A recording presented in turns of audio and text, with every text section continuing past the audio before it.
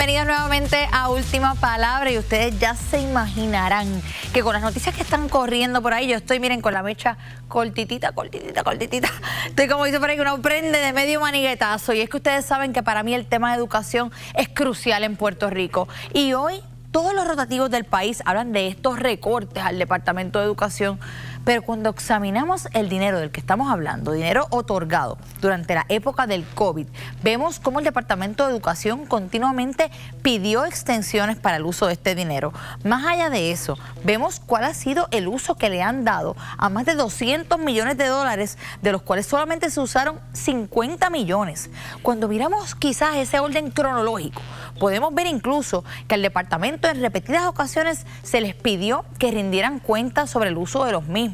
Tan reciente como el 6 de marzo, la Junta de Control Fiscal le advertía al departamento: ojo, no estés utilizando estos fondos que no son recurrentes, que no los vas a tener año tras año en gastos que en efecto vas a tener continuamente. El departamento, sin embargo, buscó ubicar pagos tanto de seguridad como de mantenimiento y tantas otras áreas que vemos continuamente en nuestras comunidades escolares en estos fondos. Más allá de eso, hoy, cuando ya el viernes la Secretaría de Educación Federal estaba diciendo, mira, estos fonditos de COVID, mira, elimínamelos de ahí, que si no los utilizaron, los perdieron. Pues ahora el departamento repentinamente tiene un gran plan para el uso de los mismos. Más allá de este gran plan, ellos dicen que para verano los van a haber utilizado. Queda ahora el Departamento de Educación Federal decidir si les permiten o no utilizar los mismos. Pero este es el viejo cantar. Este cantar lo hemos escuchado antes, como tantos otros que escuchamos de forma repetida año tras año en el Departamento de Educación, con la devolución de miles de millones de dólares, con la falta de que nuestras escuelas estén preparadas para los meses de agosto y claramente con la falta de herramientas que le dan a nuestros maestros y comunidades escolares. Ivette Mariani nos amplía.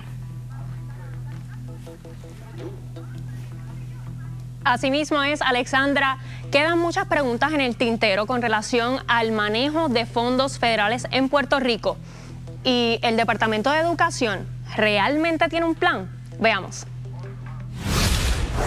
Puerto Rico recibió fondos federales en marzo de 2020 destinados al Departamento de Educación para mejorar infraestructura, tecnología y servicios esenciales durante la pandemia. El pasado viernes 28 de marzo, la secretaria federal de Educación, Linda McMahon, informó al Departamento de Educación de Puerto Rico que los fondos del CARES Act y ARPA quedaron cancelados.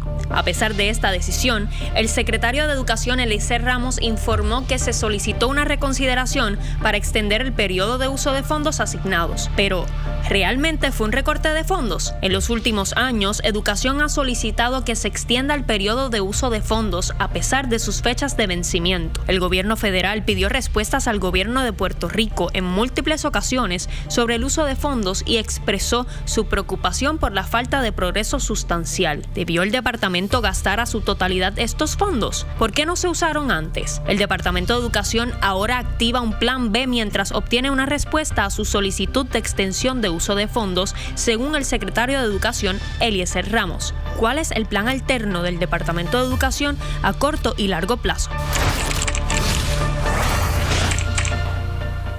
Más allá de simplemente discutir un tema tan importante como este, yo creo que es crucial que veamos cómo afecta a la comunidad escolar, particularmente al sector docente. Hoy tenemos con nosotros a Edwin Morales, líder de la Federación de Maestros, y a Ángel Javier Pérez, secretario general de la local sindical de la Asociación de Maestros. Bienvenidos a ambos. Gracias. Qué bueno tenerles aquí. Gracias por la invitación, un placer para nosotros estar aquí.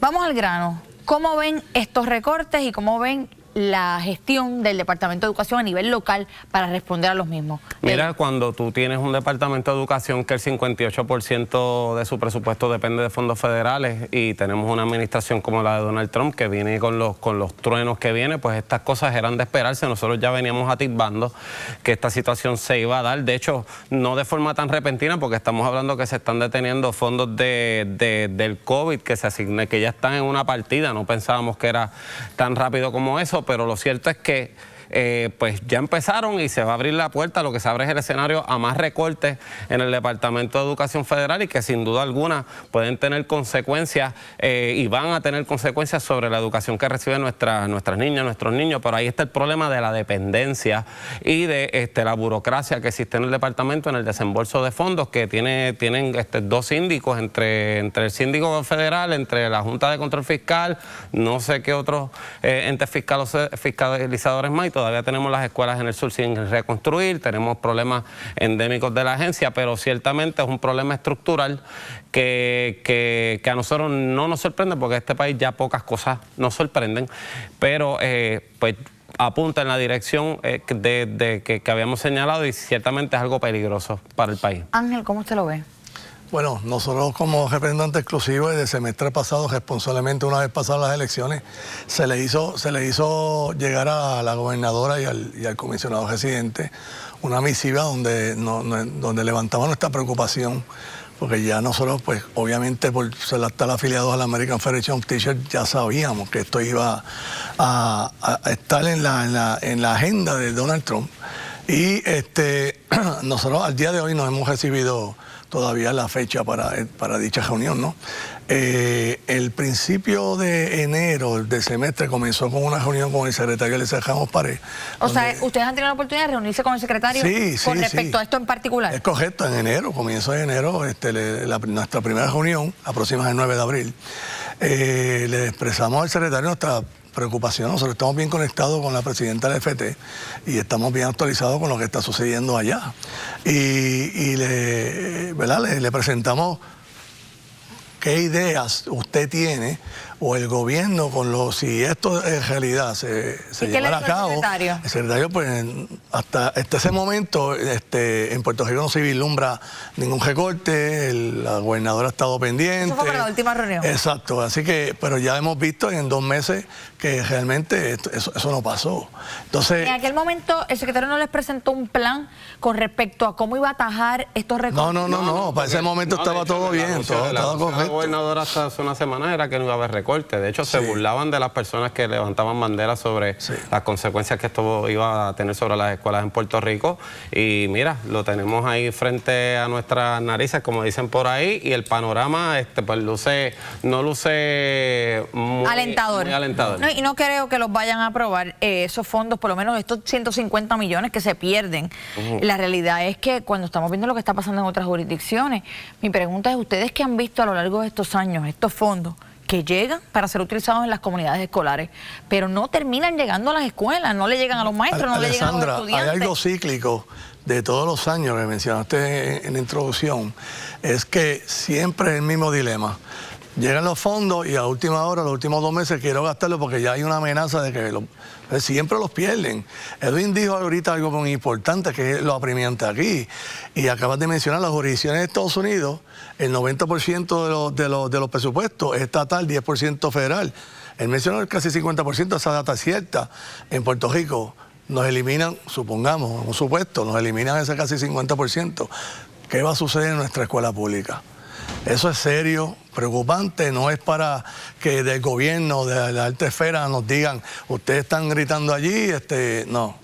Esto es serio, nos preocupa realmente la escuela pública. Como bien dices, tú ves que aquí se aprobó una mal llamada reforma educativa que dijo que el 70% del dinero iba a las escuelas. Eso nunca pasó. Y nunca lo pudieron probar. Hubo requerimientos por parte de legisladores y jamás lo probaron. Eso fue más falso que un billete de 1000. Ahora tenemos la situación de que, pero siempre nos enteramos de casos como el de Oriol Campos y otros funcionarios. Y hoy estábamos hablando de Héctor Joaquín y todas estas alegaciones que hay en su contra también. Las alegaciones, y que cuando el río suena es porque agua trae, y de salarios exorbitantes, mientras las necesidades de las escuelas siguen sin atenderse en muchas áreas. Todavía vemos proyectos importantes que se llevan anunciando desde la época de los terremotos, y todavía la situación... Ni una escuela ha sido reconstruida. Ni un solo bloque. De hecho, yo vi a la Agripina Seda ahí en el reportaje que presentó Iván. Se prometió que se iban a construir 91 escuelas. Ahora resulta que no son, dijeron que eran 40, ahora resulta que no llegan ni a 20, y se había asignado una partida de más de 2.000 millones a esos efectos. O sea que ciertamente, pues con lo que estamos viendo ahora, nosotros pues nos estamos preparando para dar la batalla donde haya que darla, pero seguimos con los mismos problemas en las escuelas, promesas que se hacen y no se cumplen, y hay pues ciertamente una amenaza contra la educación pública que no solamente viene pues de estas administraciones que han estado gobernando en el país, sino que ahora viene de parte de los Estados Unidos. Quiero hacer unas preguntas porque ahora todo lo que se habla es de estos recortes que vienen desde los Estados Unidos. El presidente Donald Trump ha dicho: voy a desmantelar el Departamento de Educación a nivel federal. Y creo que se crea mucha incertidumbre con respecto a cómo eso nos afecta. Bien, usted dice, más del 50% de los fondos que nos llegan son federales, pero si vemos otras jurisdicciones, otros países que han eliminado sus aparatos centrales, eso ha permitido que haya menos dinero concentrado en toda esta parte administrativa y que llegue más dinero a las escuelas. ¿Cómo ustedes ven el desmantelamiento del gobierno federal en cuanto a, sin efecto, podría beneficiar el que llegue más dinero al final del día al estudiante, al maestro? Claro, en el caso de nosotros siempre hemos sido partidarios de la descentralización de escuelas, pero nosotros creemos en la descentralización para entregarle las escuelas a las comunidades y fortalecer la autonomía y buscarle espacios democráticos donde las determinaciones importantes se llevan a cabo en la escuela, tanto a nivel fiscal, curricular, administrativo y docente. No es lo mismo descentralizar para repartir el dinero basándote en una lógica corporativa, implementando conceptos de una empresa en cosas que no tienen que ver con eso.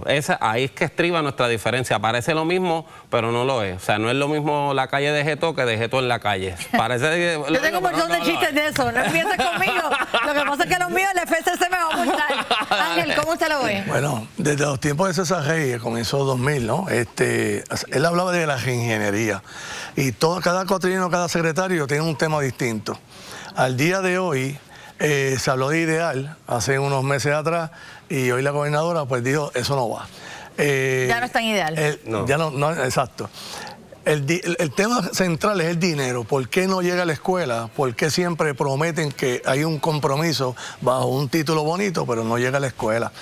La descentralización allá, lo que puede ocurrir aquí, porque recuerda que pues nuestra idiosincrasia, ¿verdad? Cómo está el territorio, el dinero que llega ahí, las propuestas, lo que está protegido para los estudiantes, en especial el programa de educación especial, los servicios directos e indirectos, los servicios que están en 1000 querellas hoy que no se atienden y se atienden en lentitud, es lo que nosotros tememos. O sea, la preocupación alta es: elimina ese ente.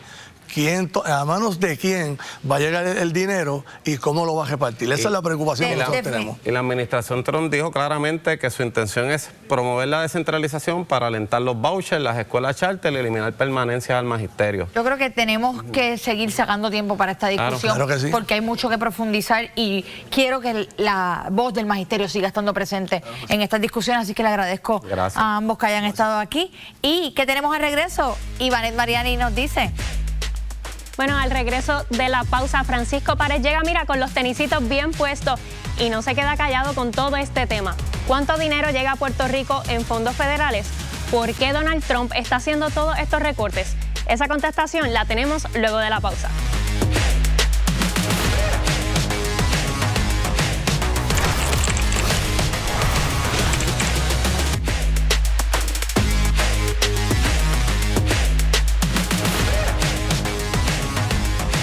Regresamos a Última Palabra y usted lo sabe, hoy es martes de Cortando la Grasa con Francisco Párez, nuestro exsecretario de Hacienda. Y hoy él apretó, ¿verdad?, con los tenis, pero yo no sé si es suficiente. Cheo, mira, ponchame eso ahí, mira esto. Yo creo que hoy cojo trapelo otra vez. Vamos a ver, quizás tienes mejor suerte en las redes sociales. Qué bueno tenerte aquí. Gracias, Alexandra, y saludo a todos los que nos sintonizan, contento de estar aquí. Pues mira, arrancamos el programa hablando sobre estos recortes que se anuncian al Departamento de Educación. Y cuando vemos estos fondos, son fondos cuyo término de vigencia se ha extendido. Sabemos que están por ahí dando vueltas desde el COVID. De hecho, el 6 de marzo, y no pude quizás abundar un poquito, el 6 de marzo la Junta, curiosamente, le dijo al departamento: dame cuenta de cómo estás gastando estos fondos, particularmente los del COVID, y si no los tuvieras, ¿cómo estarías sustentando estos gastos? ¿Qué opinión te merece? Sí, bueno, número uno, que el Departamento de Educación recibe cerca de 5.000 millones de dólares en su presupuesto. Es casi mitad y mitad lo que recibe de fondos federales y de fondos estatales, y tiene casi 50.000 empleados. Así que para mí me parece sorprendente que todos los años, y esto pasaba cuando yo fui secretario y antes y después, se pierdan estas oportunidades. ¿Qué denota esto? Que hay demasiada capa burocrática, y aquí lo mencionaron en el segmento anterior. Esto cuenta básicamente con dos síndicos. Cuenta con una Junta de Supervisión Fiscal que cada vez se mete más en los trámites burocráticos de las agencias, y también el síndico federal, que todavía le quedan varios añitos manejando el Departamento de Educación. Ambas instituciones no están logrando los propósitos, ni la Junta ni el síndico, porque al final del día sigue habiendo la malutilización de los fondos a nivel de presupuesto, y de igual manera sigue existiendo todas estas necesidades que quedan sin atender. Me gustaría que sacaran esta estadística de empleados por estudiantes a nivel de presupuesto, y que pudiéramos ver esa métrica, que el Departamento de Hacienda o la Oficina de Gerencia y Presupuesto, que tienen mucha información, puedan sacar esta métrica, y podamos sacar la cantidad de empleados del Departamento de Educación por estudiantes, para ver cómo llevan las pasadas 2 décadas manejándose esa métrica. Con el declive tan grande que hemos tenido tanto en escuelas abiertas como en estudiantes en Puerto Rico. Me sospecho cuál es la respuesta de esa métrica, pero me encantaría que poderla confirmar con los datos. Que se pueda divulgar. Bueno, además de lo que está ocurriendo en el Departamento de Educación, yo creo que hay mucha incertidumbre con el tema de los fondos federales. De hecho, en las últimas portadas se ha convertido en el cuco más reciente en Puerto Rico. Van a recortar los fondos federales, esto nos va a afectar de esta manera. De hecho, en pantalla tenemos lo que ha sido la reestructuración, particularmente en el área de salud, y una cronología de cómo se ha hecho esto. ¿Cómo tú lo ves, que estuviste allí metido, que sabes el impacto de los fondos federales y que sabes la política que viene desde el gobierno de los Estados Unidos y cómo nos podría afectar? Sí, bueno, el gobierno de Puerto Rico recibe cerca de 18.000 millones de dólares en fondos federales. Es casi la mitad cuando se comparan los fondos federales en comparación con los fondos estatales, que vienen a través de los impuestos y de los tipos de cargos que cobra el gobierno de Puerto Rico. Y uno se tiene que poner también en los zapatos del gobierno federal. El gobierno federal está corriendo con un déficit de más de 2 trillones de dólares aproximadamente. Esto es un déficit anual. Así que algo tenía que hacer el gobierno federal para tratar de balancear esto, o si no, iban camino también a una quiebra el mismo gobierno federal. El presupuesto del gobierno federal yo creo que se puede componer básicamente en 7 programas. El programa de Seguro Social, Medicare, Medicaid, la defensa, entre otros. Y casi todos los programas oscilan entre el $1 trillón. Así que cuando estamos buscando, o cuando el gobierno federal está buscando hacer un recorte de $2 trillones, básicamente varios programas van a sufrir reducciones dramáticas. En mi época yo me trataba de hacer distintas simulaciones de estrés financiero en el Departamento de Hacienda, para ver cómo podía comportarse el gobierno estatal ante potenciales situaciones. En mi caso, en el Departamento de Hacienda, yo sabía que en un proceso de crisis el Departamento de Hacienda podía correr con cerca de 80 empleados aproximadamente, y ofrecer una cantidad de servicios bastante razonable, y poder recaudar los billones de dólares que se podía llevar. El Departamento de Hacienda actualmente corre con cerca de 1.600 empleados. Mi sugerencia a todos los jefes de agencia es que hagan ese análisis para ver cuánto es lo mínimo que se requeriría para que sus agencias puedan ofrecer los servicios básicos, de manera que se pueda tener de manera cautelar qué pudiera ocurrir si existen distintos cortes a nivel federal que requieran ser subvencionados con fondos estatales. Ahora que mencionas eso, hablas de que las agencias se preparen, que saquen los números, que sepan cuántos empleados tienen, cómo pueden operar en la crisis. Ahí tenemos una cronología que pueden ver en pantalla de lo que ha sido todo lo que el proceso de reestructuración en el Departamento de Salud de los Estados Unidos. Cómo se reaccionó primero, cómo se eliminó lo que era la negociación colectiva, cómo se anunció la reestructuración, cómo comenzaron a llegar estos avisos de despido, y luego se notifican per se los recortes. En el caso de Puerto Rico, llevan ya desde que Trump juramentó diciéndole a las agencias: prepárame un plan, déjame saber cuál es el impacto. Lo que seguimos escuchando por parte de nuestros secretarios es: todavía no sabemos cuánto será el impacto. No pueden ni siquiera especular sobre el impacto, particularmente con las políticas públicas que ya se han aprobado. Y creo que la responsabilidad de todo jefe de agencia es saber cómo puede correr su agencia en estado normal y en un caso de estrés. Mi sugerencia, ¿verdad? Y llevan solo unos meses, es que vayan asumiendo ese liderato dentro de su agencia y vayan viendo ese presupuesto y entendiéndolo para establecer distintas prioridades. En mi caso, cuando yo hablo de los 80 empleados del Departamento de Hacienda, yo lo hablo para dar ese servicio mínimo, ¿verdad? Dentro de una situación complicada. Y lo vivimos en el COVID. El Departamento de Hacienda por ciertas semanas estuvo trabajando solo con decenas de empleados en lo que podíamos de alguna manera normalizar las operaciones. Ese mismo ejercicio es lo que yo le sugeriría a las distintas agencias que puedan lograrlo. Y el Departamento de Educación, hay que cuestionarnos por qué hay 50,000 empleados aproximadamente y por qué seguimos año tras año viendo los mismos issues una y otra vez, que se pierden fondos por capas burocráticas o por incapacidad de podérselos gastar o porque el programa tal vez no sea de aplicabilidad al estudiantado que tenemos, pero ese trabajo debería mejorarse y es algo que se debe analizar a profundidad y de una manera mucho más comprensiva que lo que hemos visto antes, durante mi tiempo en el gobierno y luego de mi pasadía en el gobierno de Puerto Rico. Pues me encantaría que en un futuro segmento abordemos precisamente estas métricas de la cantidad de empleados y comparar también la eficiencia que están teniendo las diferentes agencias. Hoy yo tuve la oportunidad de ver el presupuesto de varias agencias, que yo creo que quizás tenemos que hacer como un Dodge criollo aquí y ver cómo podemos lograr esas eficiencias, pero en un segmento futuro me encantaría que profundizáramos sobre esos temas. Sí, definitivamente hay que mirar bien ese presupuesto del gobierno de Puerto Rico y básicamente en los pasados años se ha convertido en una lucha de proteger la empleomanía tal cual como la tenemos, la protección de los pensionados, la situación que se está viendo con el sistema energético, pero por otra parte estamos perdiendo grandes oportunidades de poder transformar el gobierno en uno que sea mucho más eficiente y que le responda a las verdaderas necesidades de los puertorriqueños. Bueno, Francisco, gracias otra vez por estar aquí. Si a usted le encantó este segmento o le gustaron las tenis, ya sabe que Francisco Párez está con nosotros todos los martes en Cortando la Grasa y próximamente vengo hablando directamente de cuál es la última palabra que tengo con respecto a esto que está ocurriendo en el Departamento de Educación. Así que nos vemos luego de la pausa. Gracias, Alexandra. Cuando regresemos, oiga, desglosamos punto por punto la situación con los recortes en los fondos de educación. Regresamos con más de Última Palabra.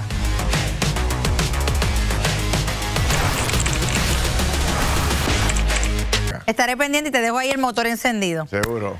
Muy bien, regresamos acá a Última Palabra. Hoy discutimos el tema de recorte en fondos al Departamento de Educación. De hecho, tuvimos la oportunidad de hablarlo con líderes tanto de la Federación como de la Asociación de Maestros. Yo creo que es importante dentro de la narrativa que se empieza a cocinar en Puerto Rico, donde tratan en cierta medida de que cunda el pánico con estos recortes masivos, que entendamos de dónde vienen, que cada uno de estos recortes los examinemos dentro de sus respectivos trasfondos. Y quiero decir esto porque particularmente estos fondos que fueron asignados en el momento del COVID, unos 200 millones de dólares, no fueron utilizados a tiempo. 50 millones se utilizaron. Hoy está todo el mundo escandalizado con fondos que probablemente íbamos a tener que devolver porque siempre los dejamos ahí, como dicen por ahí, cogiendo polvo en la gaveta. Pero si no los dejamos cogiendo polvo en la gaveta o los devolvemos, los malversamos. Hoy mismo y ahora mismo nos hablaba Ferdinand de este escándalo con unas alegaciones, y quiero decir alegaciones, esta persona le asiste su derecho a la presunción de inocencia, pero más allá de eso, Héctor Joaquín, conocido politiquero, que es básicamente casi un comisionado de barrio en esteroides, politizó el Departamento de Educación.